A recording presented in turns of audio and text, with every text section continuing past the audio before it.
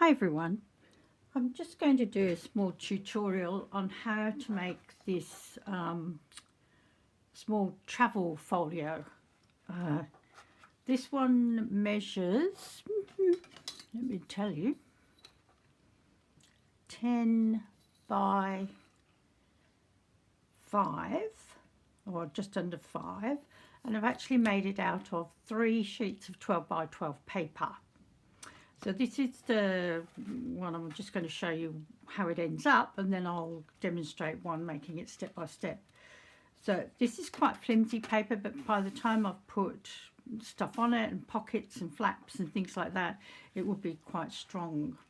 So it opens like that, then it has a flap up and a flap down, and then it's got these flaps here that you attach things to, so you can attach pages to it, or you can attach frames and all sorts of things. And there's 1, 2, 3, 4, 5 of those, and they're actually loose. And then what I did here, I've run out of black elastic, which I would have put through these holes here, but I ran out of it, and we're in lockdown, so I can't get any. I'm not going to pay to have it delivered online, so I temporarily put it in with this. So at the back it's got this little removable journal. In the one I'm going to make, I'm not quite happy with this because the things here are quite rough on the holders, and I think it would be better to be loose, so you can actually put it there, or you can put it here if you want to. Tim Holtz one, they've got just a loose loop of elastic so that you can actually put it here, or you can put it here. But the thing is, if you do that, then you might actually not have this strong enough. So what I've done here, I've put a strip here inside, and I've put a strip on the outside and strengthened it, and so I've done that here just on the inside. I haven't done it on the outside because I don't know what I'm going to do with that yet. And then it just has the tie. So I'll go through the measurements, and then I'll go through again as we score it. So you need 3 sheets of 12 by 12 paper.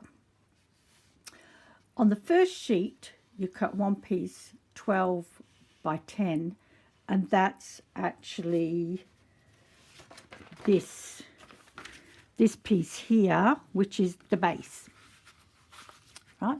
That piece there. So that just comes out of one piece, and then you can use the bit that you've got left over for pockets and things. On the second sheet, where is it? There we go. You cut 2 pieces, 4.5 by 6, which are the top and bottom flaps. So that's this flap and this flap, and they're just glued on the back. If you don't want this to show, because I'm going to put a big piece of paper over here and cover it and collage it and whatnot, but if you don't want this to show, if it's a pattern this side, then what you can do is you can just glue it in here, inside. That little bit there, glue it inside. And then what you do on the second sheet, if I can get it in, is you score it at 1 inch and 1.5. So there's your 4.5 inch that way and 6 inches this way, and you score it at 1 inch and 1.5. Then from the same sheet of paper you cut one piece 8 by 7, and that's for the cover of the notebook. So this is the one that I've done. So you can get those 2 lots out of one sheet. And then the third sheet, it can be a contrast one if you want to, because it's the inside flaps here. Like this is the contrast one. This is actually one I had left over from the large folio from Tim Holtz, and I thought, oh, I looked how it was made, and then I went, oh, I can do that, but I'll use it there. So the third sheet, you cut 3 pieces 4 by 9.5, and that makes the pages, these pages, which I'm calling a waterfall. And then what you do is you space the waterfall pieces approximately 1/2 inch apart, and you sew it down there. But I'll show you all that. So I'll just hold it so that you can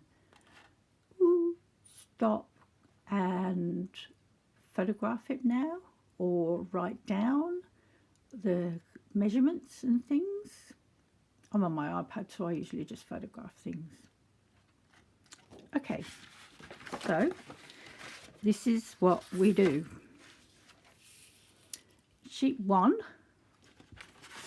I've cut a piece 12 inches by 10 inches, and this is a pattern paper, so if you're using a pattern paper you need to make sure that you do it the right way, of course.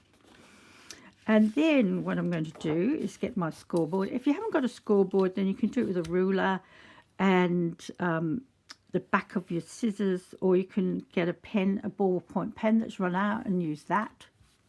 Whatever works for you, but I do happen to have a scoreboard. So on the scoreboard, make sure that this is the right way up. And we're starting at this side, and when you look at this, the flap, this one's a smaller flap and that one's a bigger one. So the 10 inches is down here and the 12 is across here. I'll just see that I've got it in for you. Yep. And so what I'm going to do is score at 3 3/4. Couldn't read my own writing then. 3 3/4 and 4 1/4, and that gives you a ½ inch there. When I looked at the one that Tim Holtz had, that was actually narrower, but I thought once you've got things in there and you've got your book in there, you need that much space. And then I go along to 9 1/4, and then 9 3/4, and that gives you the smaller flap here. So that's where it's scored. Oh, you can see it quite nicely on this paper. Right, then all you do is fold up those lines.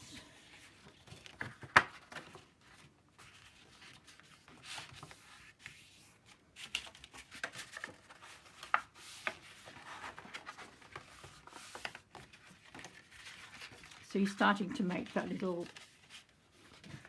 box shape, right?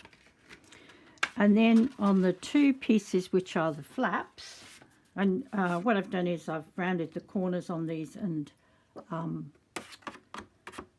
them with inks around. Now what you have to realise is one is the top and one is the bottom. They're both exactly the same scoring, but you need to make sure that if you've got, oh look, it matches. If you've got a pattern, then you've got the pattern the right way up on each flap, which I've made sure about that. So then what you do is you put it in that way so that this is the top of the flap, because this is the bit that turns under, and then you score at 1 inch and 1 1/2. And that makes your little bits that you glue down, and the other little bit that makes the box. So this one I do the same thing, 1 inch and 1 1/2. Okay. I'll probably go over these folds with the bone folder in a minute, but they're all right like that just for now. And then the third sheet can be a contrast sheet if you like. And what I've done here, I've put the 3 sheets together with the flaps, and because this is going to be covered up completely, I don't care. The only bit that's going to show is a little bit here, and the rest of them are going to be covered up, so I'm not worried about it being a different colour. So here on the back, you can see I've laid them one on top of the other, right? And it's about ½ inch. I just guesstimated it, right? And then what you do is you sew down here, which I haven't done yet, and then I'll show you on this one. So you end up with it sewn, oops, I'll put it that way, like that, because these are all lined up, right? And then what you do is you fold those over on that sewing line. You've got one left to glue down, and then you've got these two, right? So what you're going to do again is line them up like that, sew down here, and once you've sewn down there, let me see if I can just score it and fold it so that you can see what I'm talking about. So that's my sewing machine going down there. And then imagine that that is sewn, and then you fold it along that sewing line,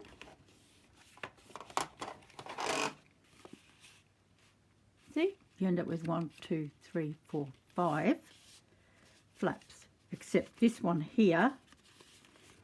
Take that one out and show you. I don't want to lose all my careful measuring.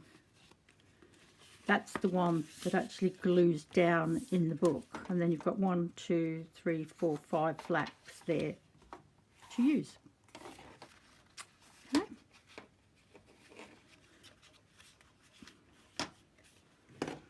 And then of course your book, you just fold it in half. So once we've done all of that, now because this is a patterned paper on here, and I don't really want to cover that, so what I'm going to do is make sure it's the right way up, make sure that's the right way up, put some glue on here. I might use the fabric tack because it dries really quickly. If I wasn't using a tutorial, I'd probably use Aleene's tacky glue, but I want it to dry quickly and hold quite quickly, whereas the tacky glue slides around. Now you can see by the measurements of this, it's actually smaller than, it's not as big as that backing, right? And that's the way the one that Tim Holtz has got is made. It's smaller, so it's inside that crease. See that? And just check it's lined up nicely. Yes, it is. And then the top one, again, I've checked it on the right way up. Check this is the right way up. Put some glue on that.